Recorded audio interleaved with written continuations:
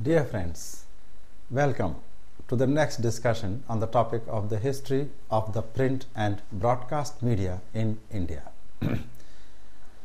In the earlier discussion on this subject, we saw how the first newspaper was published in India by an Englishman, and it closed down soon after because the publisher editor criticized the then Governor General Warren Hastings. In later years, the press took on a leading role in the freedom struggle, and most of the key leaders in the movement were associated with the press and had been writing inspirational articles to make the masses aware about the need to attain independence from the British. However, there has been a dark chapter in the otherwise glorious history of the Indian press, and that is the internal emergency of 1975.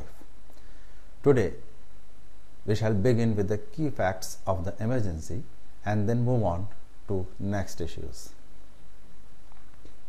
The internal emergency imposed by the then Prime Minister Indira Gandhi in India in June 1975 had brought about a drastic change in the functioning of the press as well as in India's politics. The freedom enjoyed by the newspapers was suddenly gone, and the change was so swift that editors and journalists did not even get the time to adjust their reactions to the new situation. During the first few days of the emergency, newspapers made attempts to protest against the draconian measures being taken to curtail their freedom.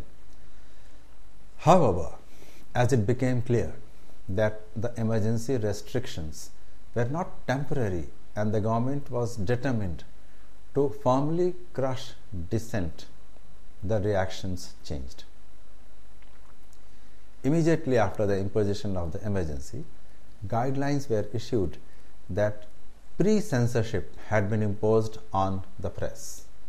The government issued detailed guidelines as to what the press could publish and what it should avoid to publish.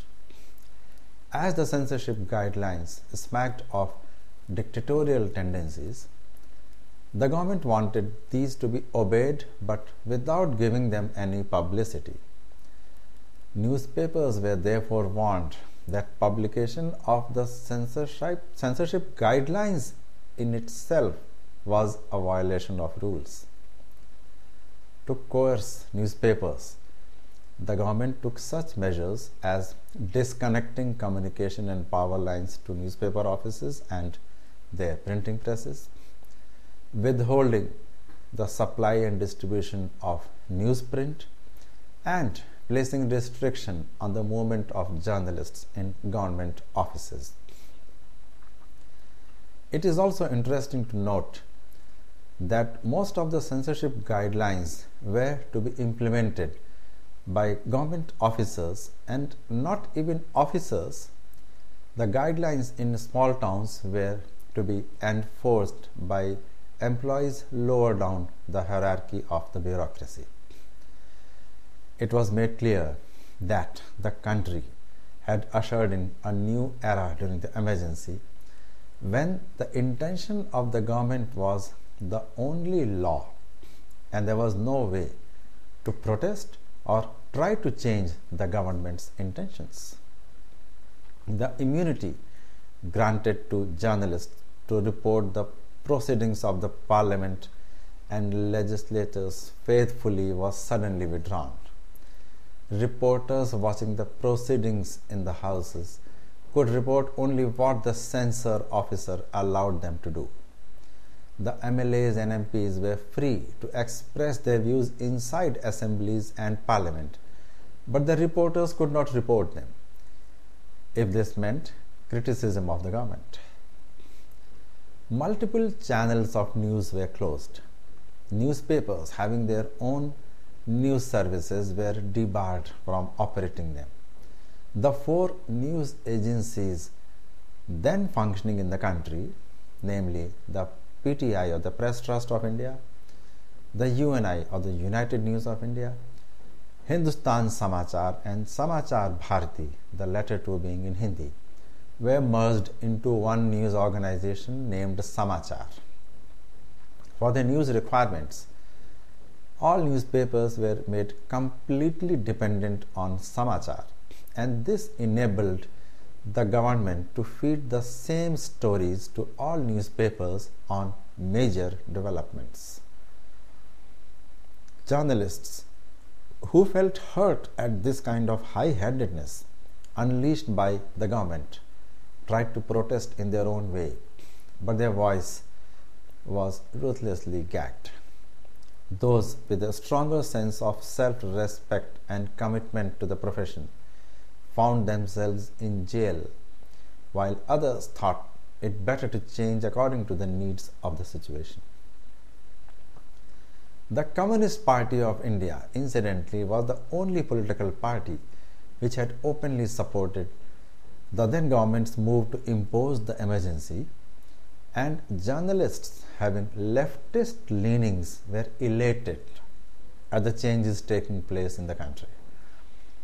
Most of the other political parties, however, were opposed to the imposition of the emergency as well as to the restrictions which were imposed on working of the press and other sectors.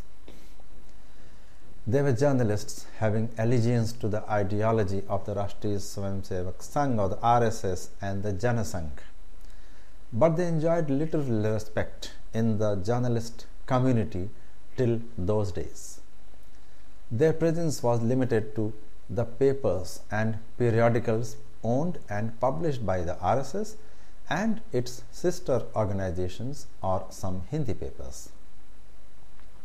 With the imposition of the emergency, journalists with such rightist leanings found themselves at the receiving end. They thought it prudent to keep a low profile and let the storm blow over. In fact, most of the political leaders not belonging to the Congress who opposed the imposition of the emergency were either jailed or were kept in custody. That included leaders of the RSS also. As an institution, the press continued to suffer. Censorship was there till the end of the emergency, and only such reports were allowed to be published which actually praised the government's activities. Criticism was anyway out of place in those days.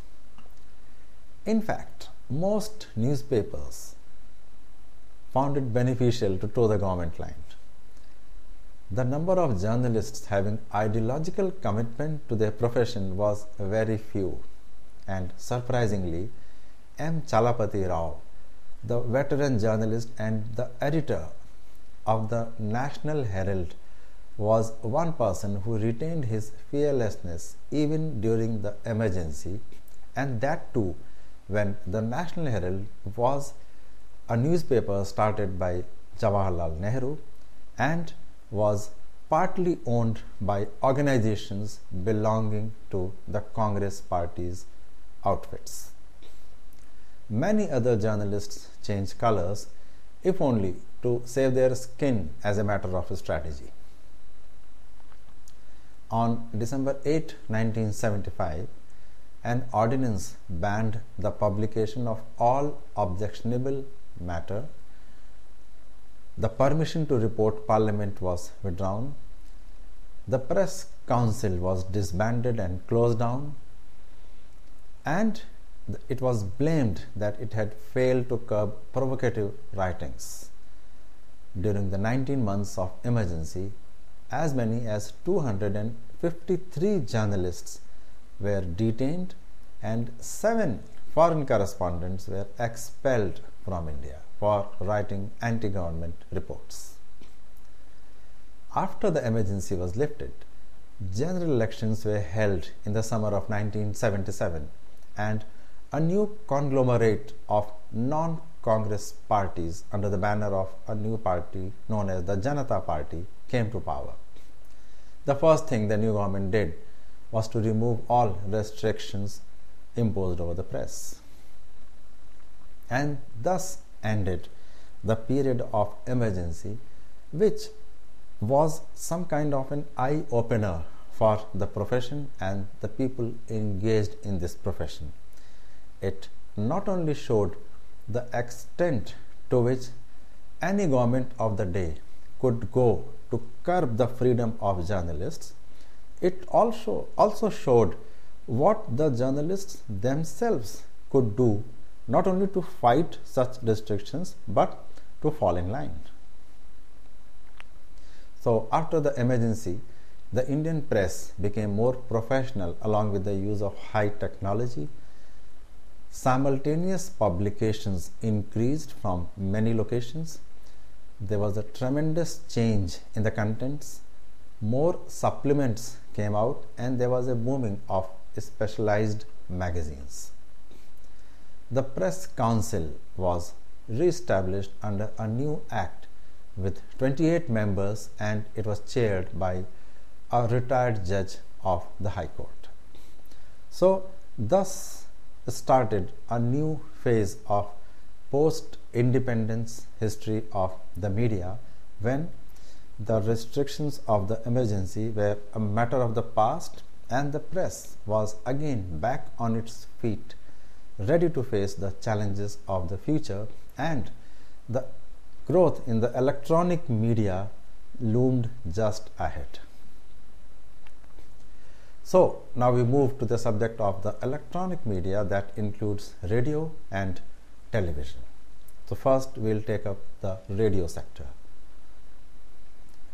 In British India, broadcasting over the radio started in June 1923 with programs produced and aired by the Radio Club of Bombay, followed by a similar club in Madras in 1924, and also other radio clubs. The broadcast was restricted to a limited area, and even the programs aired by these clubs were limited in nature. Then, by an agreement of 1926, the private Indian Broadcasting Company was granted permission to operate 2 radio stations. The Bombay radio station was inaugurated on July 23, 1927, and the Calcutta station followed on August 26, 1927.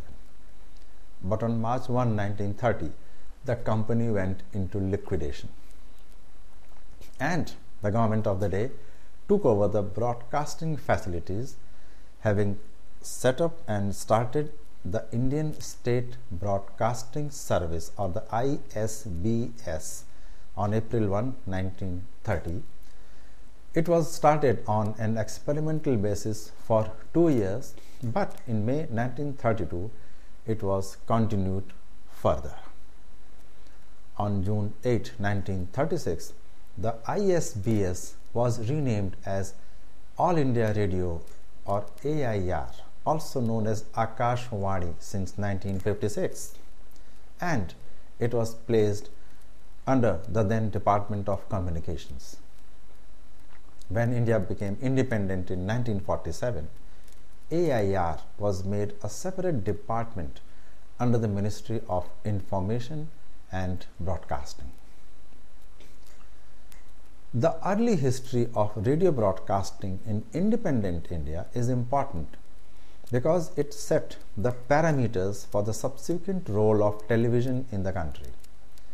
At the time of independence, the Congress government under Jawaharlal Nehru had 3 major goals. 1. To achieve political integration among all the geographical territories of independent India. Number 2, economic development across the country. And 3, social modernization with the use of technology, infrastructure, agricultural techniques, and so on. And broadcasting was expected to play an important key role in all the 3 areas. The most important challenge the government faced at independence was that of forging a nation out of the diverse political, religious, geographic and lingual entities that composed independent India. In addition to the territories ruled directly by the British, there were over 500 independent princely states that had joined the new nation, some quite reluctantly and some on their own conditions. The country immediately found itself at war with Pakistan over one of such areas, that is Kashmir.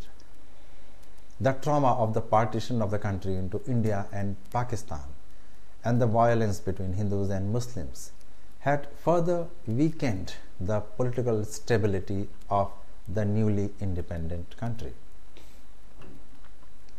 Broadcasting was harnessed for the task of political nation building. National integration and the development of a national consciousness were among the early objectives of All India Radio. Broadcasting was organized as the sole preserve of the chief architect of this process of national and political integration, that is the state. The task was to help in overcoming the immediate crisis of political instability that followed independence and to foster the long-term process of political modernization and nation building. That was the dominant ideology of the newly formed state. So, broadcasting was also charged with the task of aiding in the process of economic development. The Constitution of India, adopted in 1950, mandated a strong role for the Indian state in the economic development of the country. The use of broadcasting to further the development process was a natural corollary to this state-led developmental philosophy. Broadcasting especially was expected to contribute to the process of social modernization, which was considered an important prerequisite of economic development. On October 1, 1939, the external service of All India Radio started with a broadcast in Pashto language. It was designated to counter radio propaganda from Germany directed to Afghanistan, Iran and Arab countries. When India became independent in 1947, the AIR network had only 6 stations: Delhi, Bombay, Calcutta, Madras, Lucknow and Tiruchi. The total number of radio sets at that time was expected to be around 2,75,000. On October 3, 1957, the service named Vividh Bharati was launched by All India Radio to compete with Radio Ceylon, the then broadcast service from Ceylon, that is Sri Lanka today, that aired several popular entertainment programs based on Indian entertainment and film industry. FM broadcasting in India commenced on July 23, 1977 in Madras and was expanded in the 1990s and later. Now, All India Radio has more than 200 stations in India, covering almost 90% of the land and 97% of the population. It broadcasts programs and news in 24 languages including Hindi, English and many other regional languages of India. Since 1997, broadcasting is being regulated by an autonomous corporation under the Prasar Bharati Act. According to an estimate, now there are 12 radio sets per 100 people in the population, and this estimate does not take into account the mobile phones and the portable radio sets that broadcast the FM programs. Later, when television was taking birth, radio happened to have become a matured medium in India. Various entertainment programs were added to the curriculum of Indian radio that included melodious songs and interviews. besides current affairs programs and discussions, etc. So, it was in the context of this dominant thinking about the role of broadcasting in India that television was introduced in 1959. So, now we come to the era of television. It is interesting to note that the government of the day had been very reluctant to invest in television until then, because it was felt that a poor country like India could not afford the medium or the television sets. Television broadcasting started in New Delhi in 1959 as part of the All India Radio services, but it was separated from radio and named as Doordarshan on April 1, 1976, when incidentally the country was under the internal emergency. Television had to prove its role in the development process before it could gain a foothold in the country. Television broadcasts started from Delhi in September 1959, and the programs were broadcast twice a week for an hour a day on such topics as community health, citizens' duties and rights, traffic, road sense, and some official announcements. In 1961, the broadcasts were expanded to include a school educational television project. In time, Indian films and programs consisting of compilation of musicals and songs from Indian films joined the program lineup as the first entertainment program in the country. A limited number of old US and British shows were also telecast from time to time. The first major expansion of television in India began in 1972, when a second television station was opened in Bombay. This was followed by stations in Srinagar and Amritsar in 1973 and Calcutta, Madras and Lucknow in 1975. Relay stations were also set up in a number of cities to extend the coverage of the regional stations. In 1975, the government carried out the first test of the possibilities of satellite-based television through the SITE program. SITE stood for Satellite Instructional Television Experiment. It was designed to test whether satellite-based television services could play a role in the socio-economic development process. Using a US ATS-6 satellite and uplinking centers at Ahmedabad and Delhi, television programs were beamed down for about 4 hours a day to about 2,400 villages in 6 states.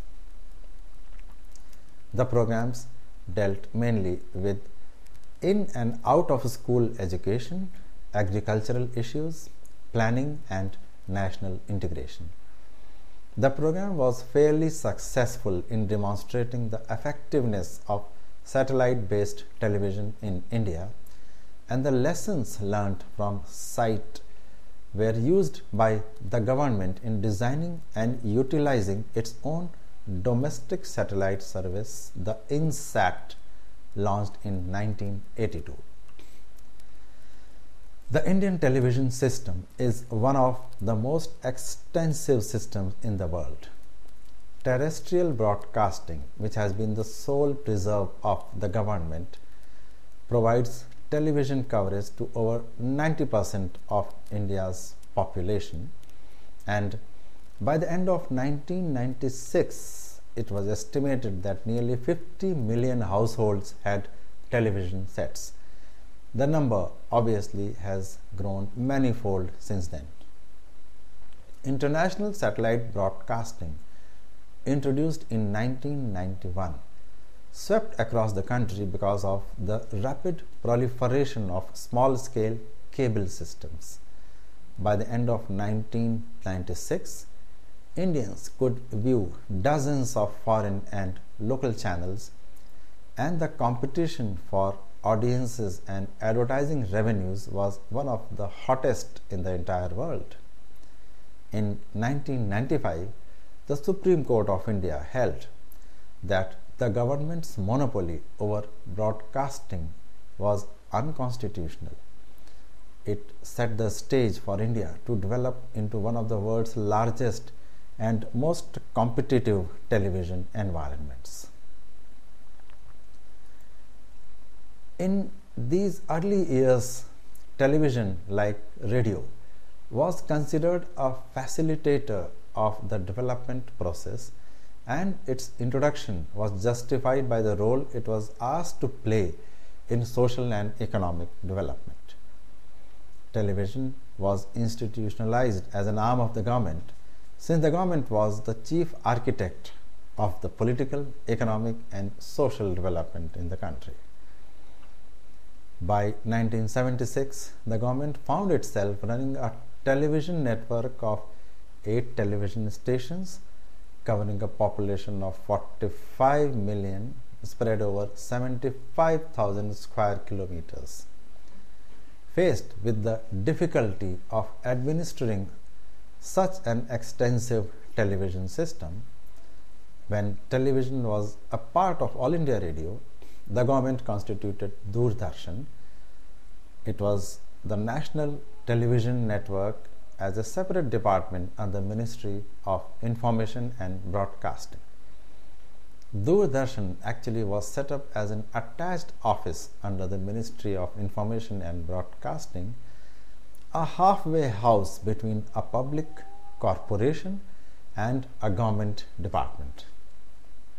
In practice, however, Doordarshan operated much like a government department, at least as far as critical issues of policy planning and financial decision making were concerned.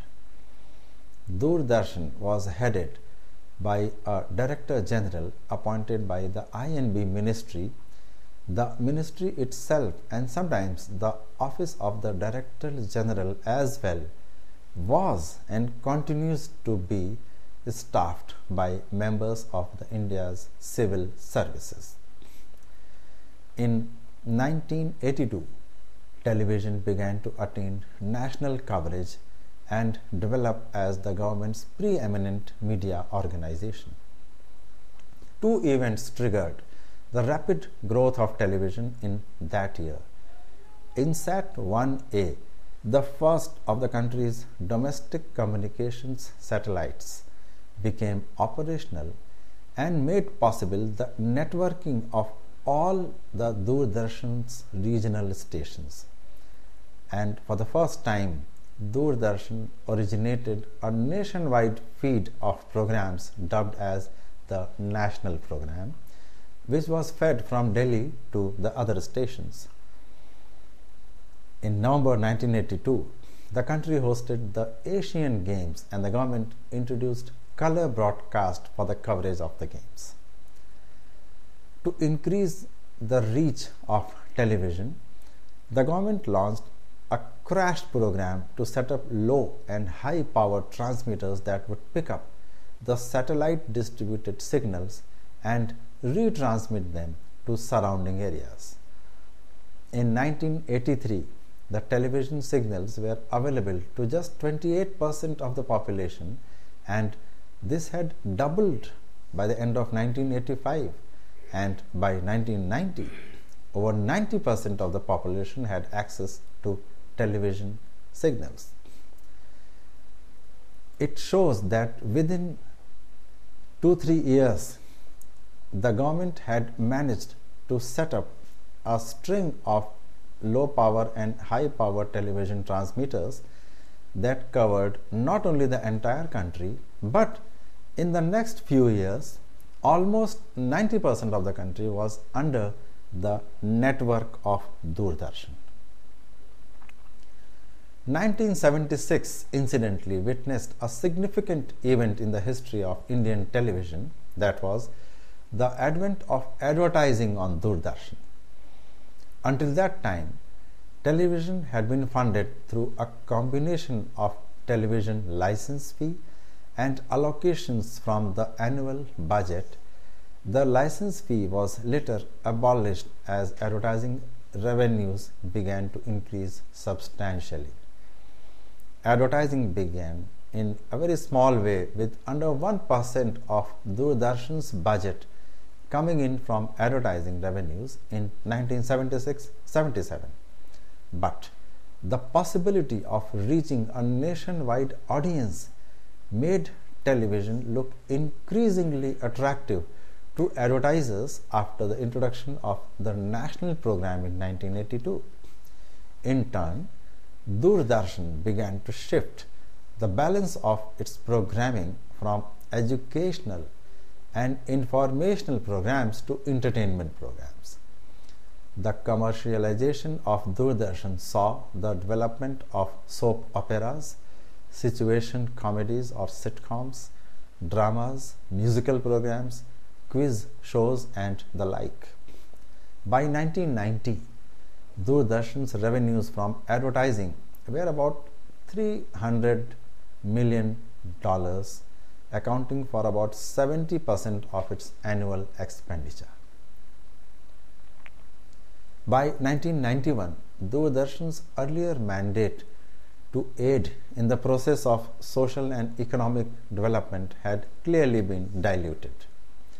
Entertainment and commercial programs began to take center stage in the organization's programming strategies, and advertising came to be Doordarshan's main source of funding.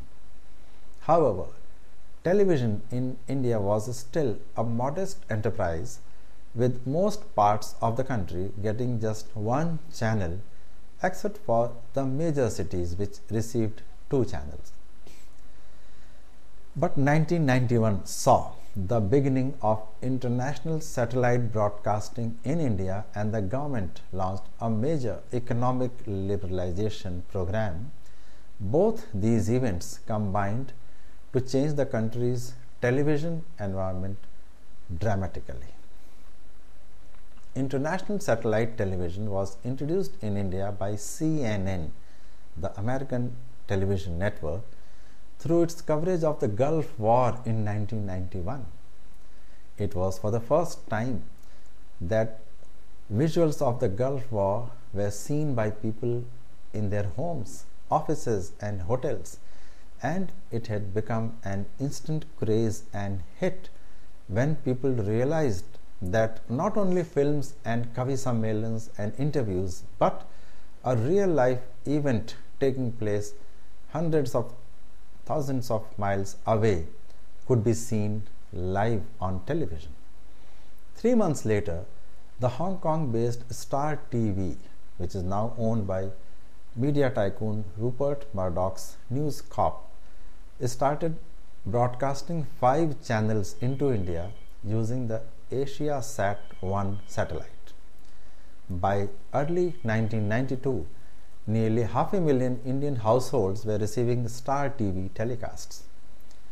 A year later, the figure was close to 2 million, and by the end of 1994, an estimated 12 million households, that is a little less than 1/4 of all television households, were receiving satellite channels. This increase in viewership was made possible by the 60,000 or so small-scale cable system operators who had mushroomed across the country. These systems redistributed the satellite channels to their customers at rates as low as 100 to 200 or 300 rupees a month.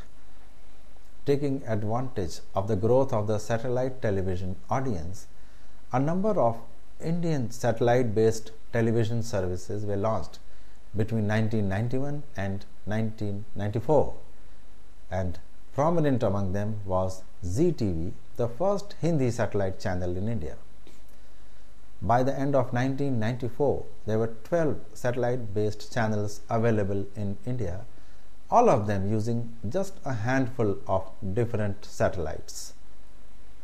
This number was expected to double by the end of 1996, with a number of Indian programmers and international media companies like Turner Broadcasting, Time Warner, ESPN, Canal 5 and Pearson's PLC seriously considering the introduction of new satellite television services for India. The proliferation of channels put great pressure on the Indian television programming industry. Already the largest producer of motion pictures, India was poised to become a sizable producer of television programs as well, with Indian audiences clearly preferring locally produced programs over foreign programs. The new television services were spending heavily on the development of indigenous programs. The number of hours of television programming produced in India has increased 500% from 1991 to 1996, and it grew at an ever faster rate through the year 2010, and it continues to grow. Despite the rapid growth of television channels from 1991 to 1996, television programming continued to be dominated by the Indian film industry. Hindi films continue to be the staple of most national channels, and regional channels also rely heavily on a mix of Hindi and regional language films to attract audiences. Almost all Indian films are musicals, and this allows for the development of inexpensive derivative programs. In fact, one of Doordarshan's most popular programs, the Chitrahar, was a compilation of old film songs, and all the private channels, including Zee TV and music video channels like MTV, Channel V, used to show a variation of Chitrahar in the earlier days. A number of game shows were also based on movie themes. Other products like soap operas, talk shows and situation comedies also gained in popularity, but the production of these programs had been unable to keep up with the demand. Hence the continuing reliance on film-based programming. International satellite programming had opened up competition in news and public affairs programming, with BBC and CNN International challenging Doordarshan's long-standing monopoly. Most of the other foreign broadcasters used to focus on special interest programming. At this point, it is important to remember what happened in the area of news on television. Till this time, Doordarshan was the only source of news being shown on television, and Doordarshan News itself depended on information coming in from either the All India Radio or the news agencies, and such information was scripted as either hourly or less duration of news bulletins read out by the news anchors. And in fact, many of the news anchors in Doordarshan had become very prominent and recognizable faces in India, because the news on television was a much awaited event, with households actually gathering in front of the TV sets to listen to either the news or to go in for the Chitrahar. When the private satellite channels started their broadcast, most of the channels were airing news at hourly intervals, and at other times other non-news or entertainment programs were broadcast. But over the period of time, most television companies that were functioning in India started to divest the news part of operations from entertainment, and they made different channels to cater only with the news, like what happened in case of Zee. Zee TV very soon launched its own news channel known as Zee News. The same thing happened with Star News and so on. And in the initial years, these news channels used to rely on not only their own correspondents but also on newspaper reports, agency reports, and also inputs from All India Radio and Doordarshan. A peculiar development in television programming in India has been the use of hybrid English-Hindi program formats, popularly called Hinglish formats, which offer programs in Hindi and English on the same channel and even have programs including news shows that use both languages within a single telecast. This takes advantage of the audience for television, especially the audience for satellite television, which is largely composed of middle class Indians who have some knowledge of English along with Hindi, and also speak a regional language that is primarily Hindi, intermixed with words, phrases, and whole sentences in English. Commercial competition has transformed Doordarshan as well, and it is scrambling to cope with the changed competitive environment. The satellite broadcasting has threatened the audience of the Doordarshan, and self-preservation has spawned a new ideology in the network, which is in the process of reinventing itself, co-opting private programs to recapture viewers and advertising revenue lost to the private channels. In 1994, the government ordered the Doordarshan establishment to raise its own revenues for future expansion. This new commercial mandate has gradually begun to change Doordarshan's perception of who are its primary constituents, from politicians to advertisers. The government's monopoly over television over the years had resulted in Doordarshan being tightly controlled by successive governments. In principle, Doordarshan is answerable only to Parliament, and Parliament lays down the guidelines that Doordarshan is expected to adhere to in its programming, day-to-day functioning, and its budget. In fact, Doordarshan's budget is also debated and approved by Parliament. But the guidelines established by Parliament in this fashion to ensure Doordarshan's political neutrality are largely ignored in the face of the majority that ruling parties have held in Parliament.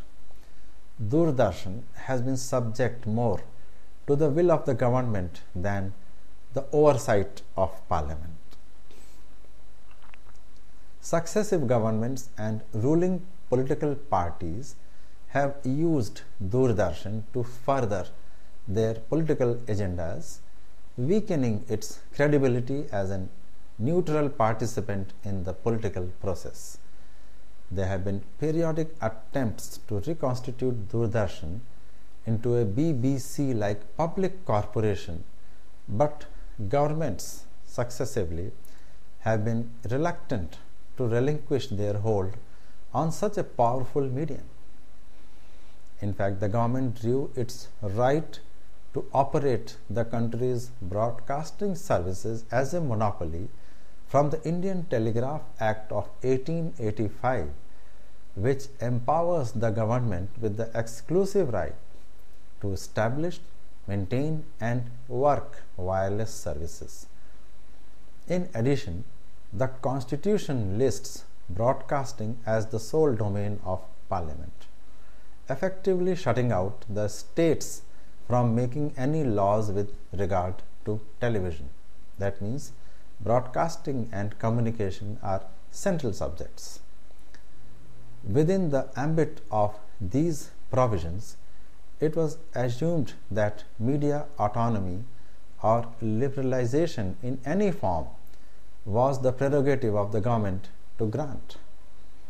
But the government's monopoly was challenged in the Supreme Court in 1995, and the court held that the government monopoly over broadcasting was unconstitutional, and while the government had the right to regulate broadcasting in public interests, the Constitution forbids monopoly control over any medium by either individuals or the government. The court directed the government to establish an independent public authority for controlling and regulating the use of airwaves. The court's decision held out the promise of significant structural changes in Indian broadcasting and the possibility that terrestrial television may finally free itself from government control. It is evident that over a period of time, the state's control over television will continue to diminish as its revenue structure begins to change and Doordarshan begins to respond to increasing commercial pressures. The character of its programming will begin to increasingly reflect the demands and pressures of the marketplace. In the meantime, caught between the government and the market, Doordarshan continues to work and struggle to maintain its mandate of public service programming. There are a number of other constituencies like the state governments, educational institutions, non-governmental organizations and social service agencies who can participate in a liberalized broadcast system. At the same time, it is important to remember that Doordarshan continues to have the largest part of India's geographical territory and the population covered by its network, that is the terrestrial network. It is also important to remember that anything broadcast over Doordarshan can have an impact at the lowest level of the society, since the broadcasts of Doordarshan are seen and heard even in remote villages through the network of intricate low power and high power transmitters. Therefore, the power of Doordarshan cannot be ignored, and that is why perhaps the government intends to have some control over the running and product content of Doordarshan.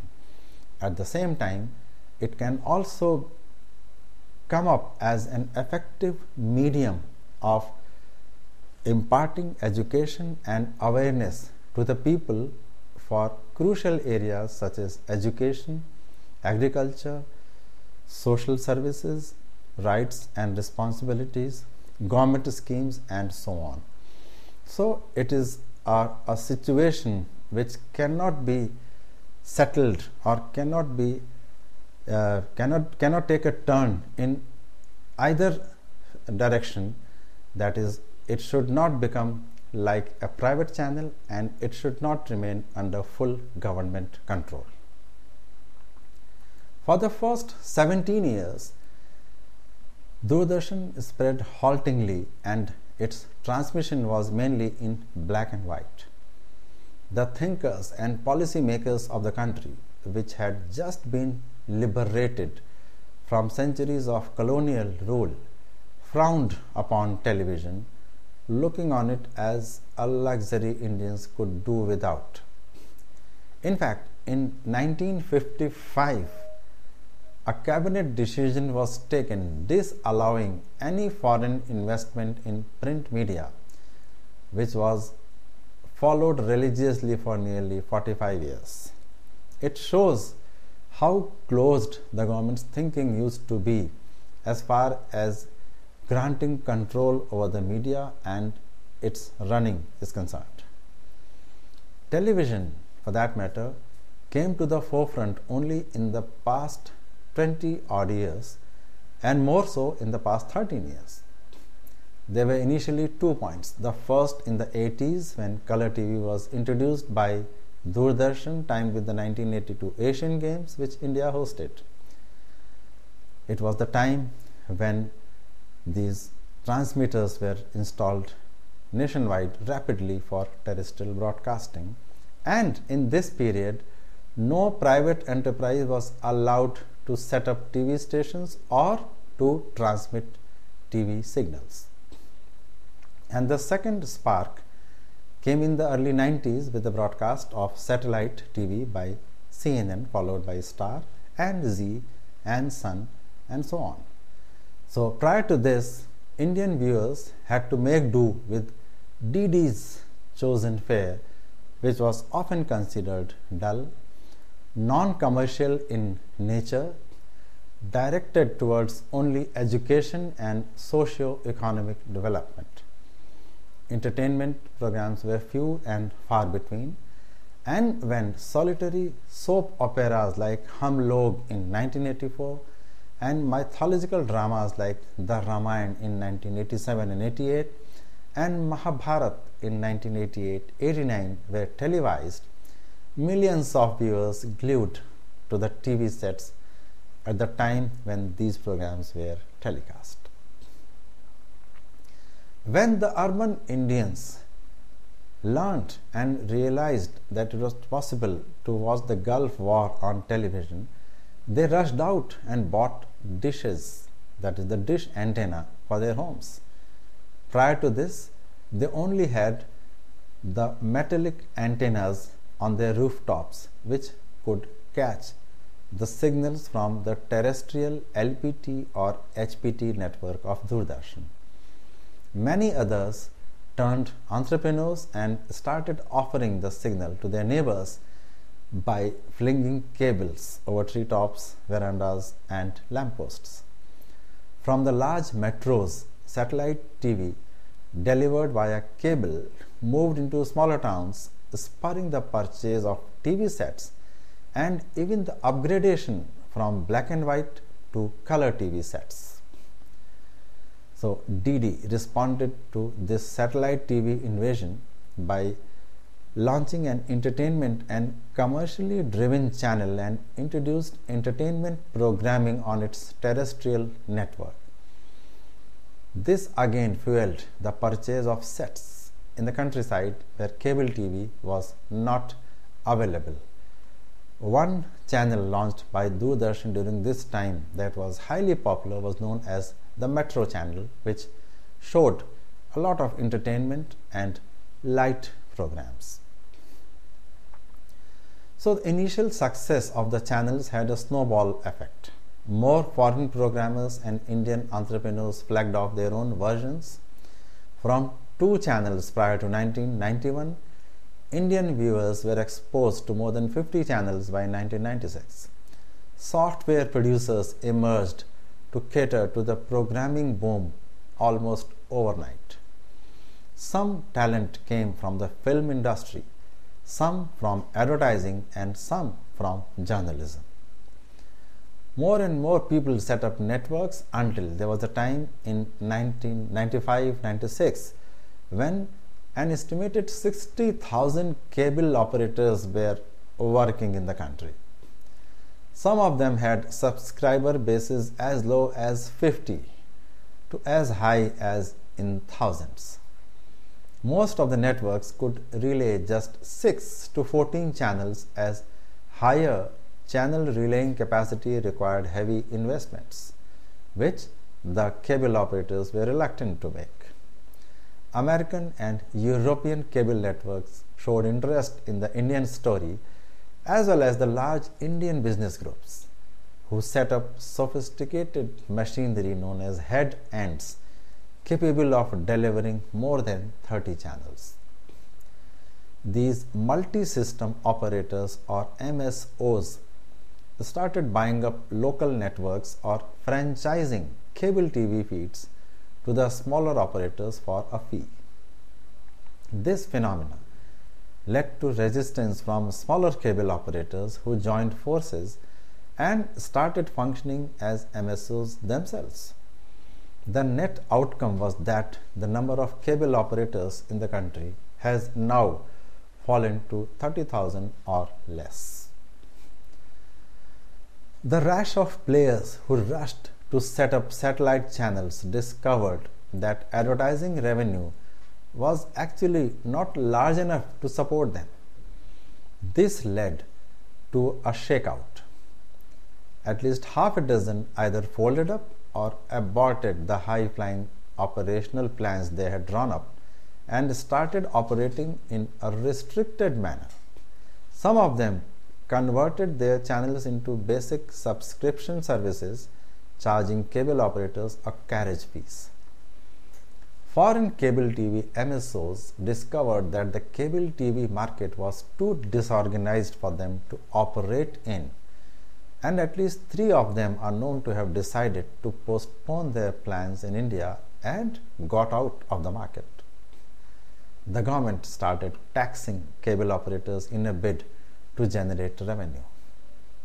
The rates varied in the 26 states that go to form India and ranged from 35% onwards.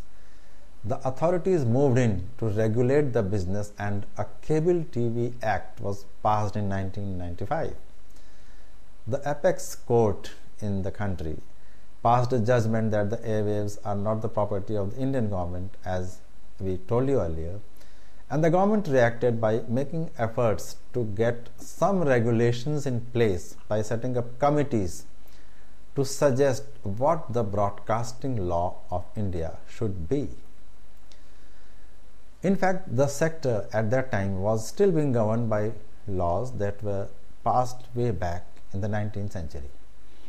So then came the Broadcasting Bill in 1997 and Doordarshan and Akashvani was brought under Prasar Bharati. So with these developments, we move on to the year 2000, which will be remembered for many reasons as far as the television industry is concerned. In this year, television news had started making its presence felt, but entertainment programs on television were not very impressive and the impact they left on the people was not remembered for long. So the year 2000 will be remembered in television history for a single show that dominated the Indian television industry and went on to switch the fortunes of some media companies. The show was Kaun Banega Crorepati, the Amitabh Bachchan hosted game show on general knowledge based on an American program known as Who Wants to Be a Millionaire. It not only became the most watched programs on private satellite television, but also catapulted Star Plus into leadership position. Most of us remember that this program had viewership ratings higher than films, news and other popular entertainment programs. On the back of the success of Star Plus channel, Rupert Murdoch built his media empire. And if Subhash Chandra of Zee had tasted success all through these years, 2000 was a turning year in Zee's history. After divorcing his business from Zee, the Star Group acquired a stake in an Indian company known as Hathway Cable and Datacom, and this marked a re-entry of the Murdoch Group into cable after selling his 50% stake in Zee's City Cable business. So now Zee TV had a formidable rival in Star, and Sony Entertainment Television, which was competing fiercely against Zee at that time, floundered and moved to a lesser position. So this year also saw the entry of Australia's Channel 9 in a joint venture with an Indian company, and it paid an awesome amount of money for a 3-hour prime-time ban on the DD Metro channel, which had started floundering during this year. This revenue model was quite unsustainable, and Channel 9 soon withdrew from the contract. DD Sports was then launched as a pay channel, and cricket rights for broadcasting cricket matches came up as the big money game on television. The year also saw the birth of a Hindi news channel, Aaj Tak, from the India Today stable, and it led to a news channel boom in the country.